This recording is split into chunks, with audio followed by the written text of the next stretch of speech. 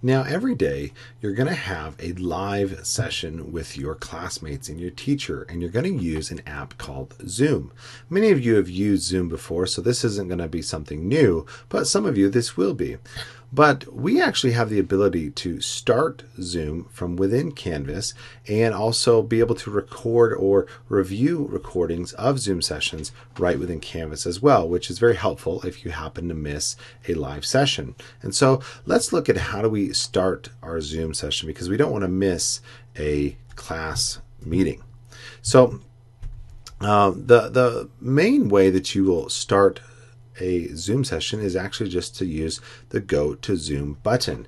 Now, if you are an elementary teacher or an elementary student, this might actually link to the actual Zoom meeting, because you only are going to have the same meeting all the time because your teacher teaches all the subjects. But if you have a teacher or if you have multiple teachers, this might take you to the Zoom page. So let's go ahead and click there.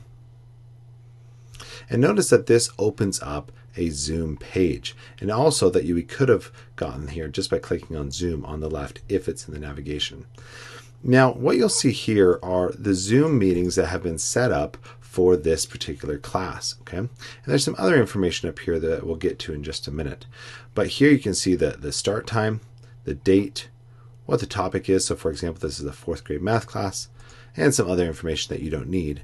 But right here, this button right here is where we want to click, and this is where we join the meeting. Okay, so if it's the time, okay, so it's 9 o'clock in the morning, it's time for us to start our Zoom session. All I have to do is click here, and that's going to open up the Zoom. And so it might give me a dialog box here that I have to then click again, open Zoom. But then it's going to go to join meeting. Now, this says that this meeting is scheduled for a certain time, and it's not starting because my teacher, Mr. Teacher, hasn't opened the meeting. But had they opened the meeting, they would then be able to click my name to let me into the live Zoom session. That's the nice thing, is that you're put into a waiting room until it's time for you to come in. So I won't show you the actual Zoom in this, but that's how you would get in, and then you would have your live Zoom session. So I'm going to click out of here. Okay.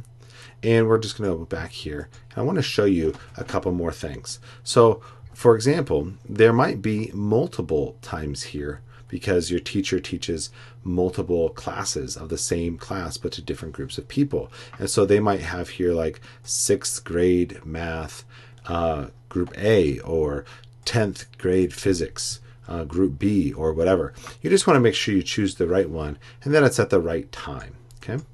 As well, like I said, Zoom automatically records the sessions, and it records it so that you can view it if you should miss a session. And so we want our students to be able to view the synchronous or live sessions as often as possible. But maybe for some reason that you're not able to be there, you're sick, you have an appointment, or whatever. Well, the way you get to that recording is you click here where it says Cloud Recordings. And once the Zoom session has happened, and your teacher has clicked publish, they have to click publish, then it's going to show up here. And all you have to do is click, and you can either watch it or just listen to it. So here's an example of one that I had recorded before. Okay. And it just opens it up. It asks you to put the passcode in. But notice that, I don't know if you saw that when I clicked it, it said that the passcode was copied. So I can actually just right click and paste and access the recording. I don't actually have to remember the passcode. And so this will open up the recording. I click play, move my face.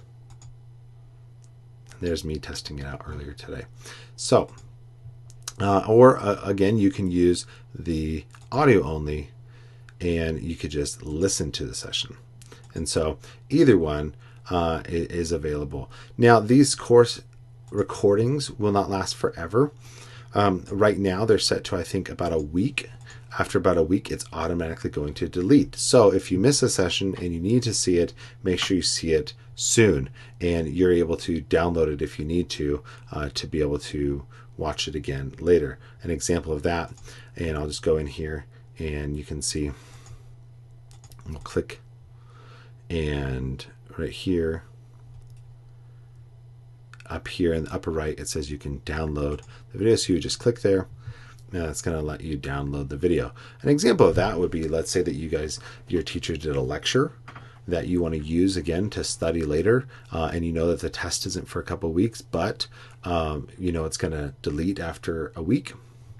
That would be a good one. Or if your teacher led a study session, or maybe instructions for a project, whatever, you might decide that you want to actually download it to your computer so that you can use it later.